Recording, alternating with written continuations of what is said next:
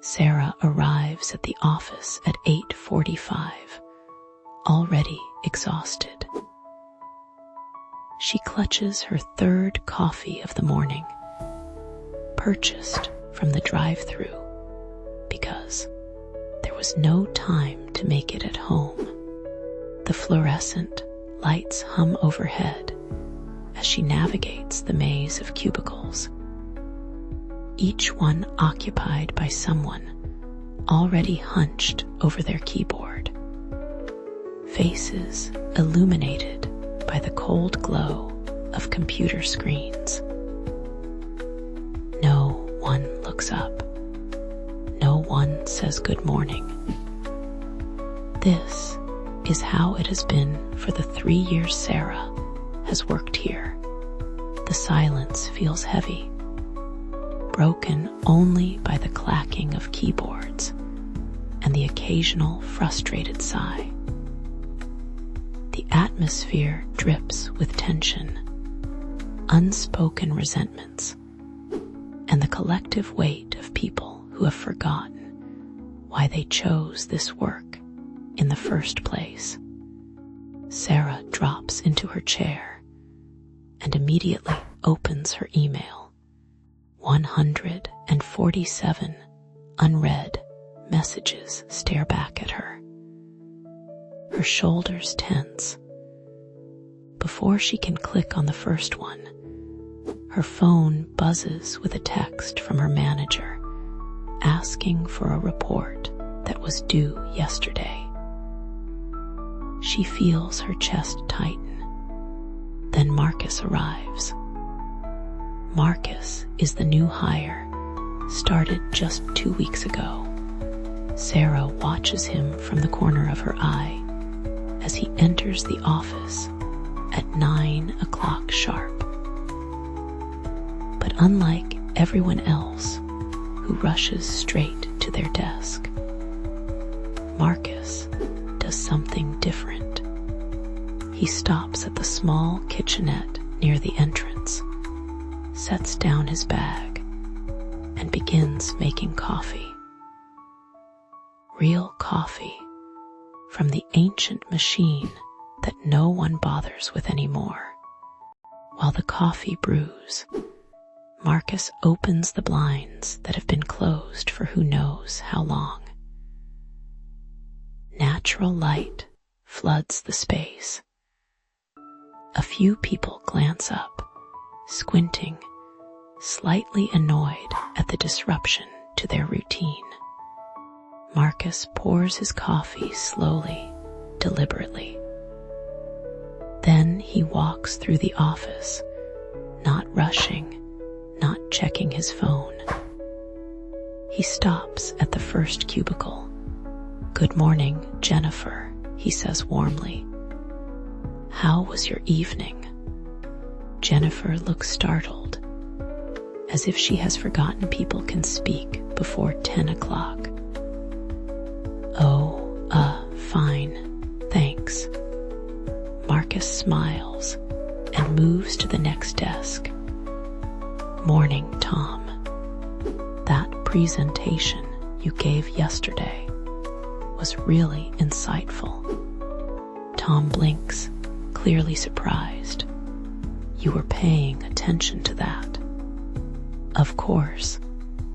The data on customer retention was fascinating.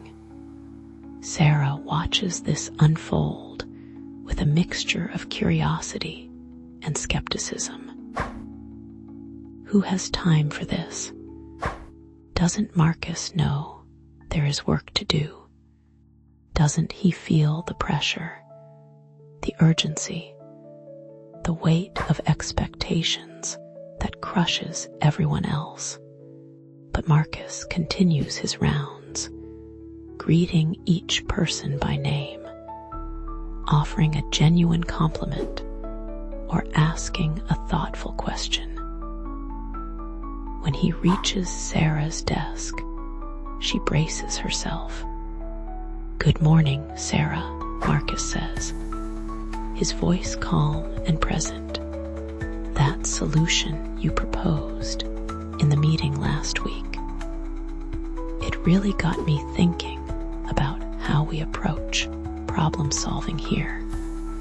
Sarah feels something unexpected, a small warmth in her chest.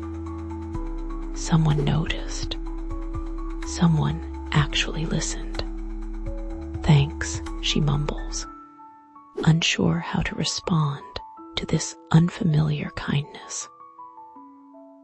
Marcus finally settles at his desk at 9:15. 15 minutes spent not working, just connecting. Sarah cannot understand it. How can he afford to waste time like this? But throughout the day, she notices something strange. Marcus seems calm, focused, unhurried, while everyone else frantically jumps between tasks. He moves through his work with steady efficiency, and somehow he leaves at 5:30, right on time. The next morning, the same thing happens. Marcus arrives, makes coffee, opens the blinds, greets everyone individually. Sarah finds herself almost looking forward to it, though she would never admit it out loud. By the end of the first week, Jennifer starts arriving a few minutes earlier. On Monday morning, she is in the kitchenette when Marcus arrives. "Mind if I join you?" she asks tentatively.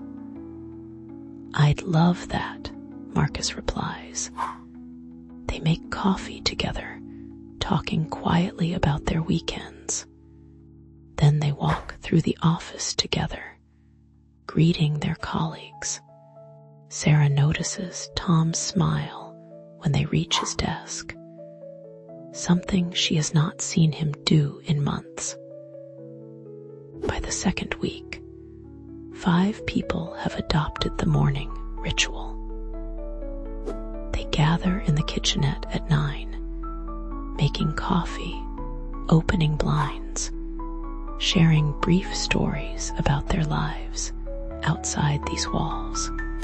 Then they disperse through the office, bringing warmth and acknowledgement to their colleagues. Sarah watches from her desk, still arriving at 8:45, still diving immediately into her email. But now, at 9 o'clock, the office transforms.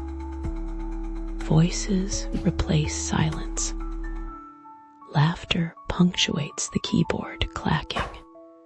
People look up from their screens, making eye contact, remembering they work alongside human beings, not just productivity units. One morning, Sarah's manager stops by her desk, looking troubled. "Have you noticed people starting later?" she asks. "This morning ritual thing. I'm concerned about productivity." Sarah opens her mouth to agree, to validate the concern, to reinforce the culture of urgency and anxiety that has defined this place. But then she pauses. Over the past 2 weeks, she has noticed something else. The afternoon arguments have decreased. People collaborate more easily. Projects move forward with less friction. The desperate, frantic energy has been replaced by something steadier, more sustainable. "Actually," Sarah says slowly, "I think we're getting more done." People seem more engaged. Her manager frowns, but walks away without comment. That evening, Sarah stays late as usual, staring at her screen as the office empties. Marcus passes her desk at 5:30. "Still here?" he asks gently. "Always," Sarah replies with a tired laugh. Marcus pauses.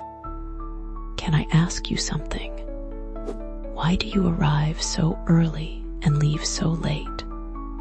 Sarah shrugs. "There's always more work. If I don't do it, who will?" But does starting stressed and ending exhausted make the work better? The question hangs in the air. Sarah has no answer. That 15 minutes in the morning, Marcus continues. It's not wasted time. It's an investment. When I connect with people, when I start from a place of calm and intention, everything else flows differently. I'm not just more productive, I'm more present. And this work matters more when I remember I'm doing it alongside people I care about. The next morning, Sarah arrives at 9 o'clock. Her hands shake slightly as she walks past her desk toward the kitchenette. Marcus looks up, his face breaking into a genuine smile. "Welcome," he says simply. Sarah makes coffee, her movements slow and deliberate. She opens a window, letting fresh air circulate. Then, with Marcus and the others, she walks through the office, greeting her colleagues, seeing them clearly for the first time in years. When she finally sits at her desk at 9:20, Sarah feels different, grounded, connected, ready. Over the following months, the entire office adopts the morning ritual in their own ways. Some make coffee, others bring pastries. A few simply arrive early enough to have real conversations before diving into work. The culture shifts fundamentally.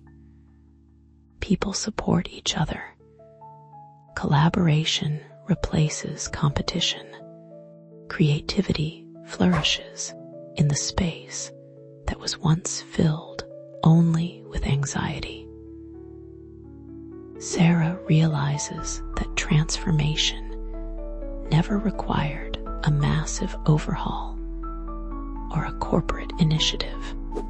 It required one person willing to start differently, to prioritize connection over urgency, to remember that workplaces are made of human beings who need to be seen, acknowledged, and valued.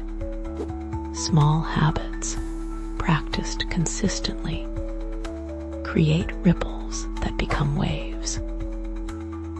When we choose to begin our days with intention and presence, we don't just change ourselves, we change everyone around us.